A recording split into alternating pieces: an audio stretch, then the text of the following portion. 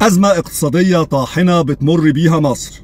ارتفاع التضخم، انخفاض قيمة الجنيه المصري، ألقت بأثرها السلبية على حياة المصريين كلهم. روشتة العلاج والمخرج الأول وطوق النجاة للأزمة دي هو الاهتمام والتركيز على السياحة. العملة الصعبة لو دخلت في البلد هيستقر سعر الصرف وتبتدي الدولة تتحرك لقدام. إذن السياحة هي المخرج الأول وطوق النجاة الأول والأخير للبلد حاليا. ولكن للأسف الشديد المصريين غالبيتهم ضد السياحة. للأسف الشديد عندهم تشدد فكري وعدم تقبل وانفتاح على فكرة وجود السائحين في مصر بحريتهم. احنا بقينا بنهتم بثقافة القبور اللي غرزها فينا عبد الله رشدي وأمير منير، محمد أبو ريحانة، حازم شومان. إنسان ربنا ميزك بعقلك عن كل المخلوقات، تقدر تعرف الحلال من الحرام، الغلط من الصح. مش محتاج وكيل من وكلاء ربنا في الأرض عشان يتكلموا ويقولوا لك إيه الصح وإيه الغلط. السياحة مخرج للبلد.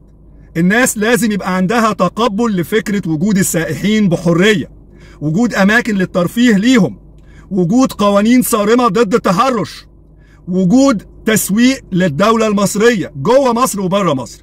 صديقة كريستيانو رونالدو عندها على البيج بتاعتها في الانستجرام 50 مليون متابع. كريستيانو عنده 600 مليون متابع، يعني هما الاثنين على بعض 650 مليون فولورز من أنحاء العالم، 5 أضعاف عدد شعب مصر. بيشوفوا أي حاجة بتنزلها أو هو بينزلها. النهاردة نزلت على البيج بتاعتها صورة للعيلة وهم في الرياض. متخيلين لما 650 مليون واحد يتفرجوا على جورجيانو اللي هي صاحبة كريستيانو مش مراته وكريستيانو رونالدو، حجم الدعاية والتسويق اللي هيتم للمملكة ازاي؟ نظرة العالم للسعودية هتبقى ازاي؟ وفعلا انا مبسوط جدا باللي بيفكروا في السعودية ومعجب جدا بيهم. ليه؟ لان حطوا اصحاب الفكر المتطرف جوه صندوق وقفلوا عليه. مفيش حد هناك عامل له قناة بيقود قطيع ضد اهداف المملكة، لا، دخلوا الجحور خلاص. اذن المسألة مسألة فكر، ازاي تسوق نفسك وتنفتح على العالم. هنا في مصر من سنتين دبحنا نجيب ساويرس وعيلة ساويرس لما عملوا مهرجان الجونة. ايه اللي ضرنا في مهرجان الجونة؟ هل صرف حاجة من جيب الشعب؟ لا. هل الشعب اتكلف حاجة؟ لا. هاجمتوا الفنانين وهاجمتوا ضيوف المهرجان وهاجمتوا عيلة ساويرس. انتوا عارفين لما المهرجان اتعمل في الجونة نسبة اشغالات الفنادق كانت كام؟ 100%.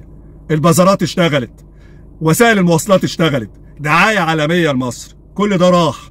النهاردة الاقتصاد الاسباني قايم على السياحة، بيدخل لها 50 مليون سائح في السنة.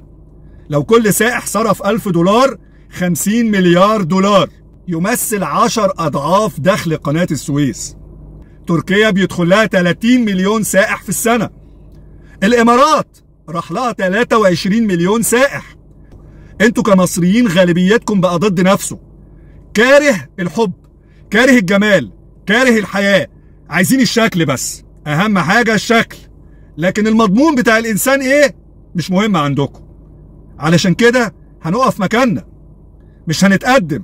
واللي كانوا ورانا بمئات والاف السنين سبقونا دلوقتي. المسألة مسألة فكر، مسألة شعب يدرك اهمية السياحة، وكل واحد يبقى في حاله والقانون يطبق على الكل.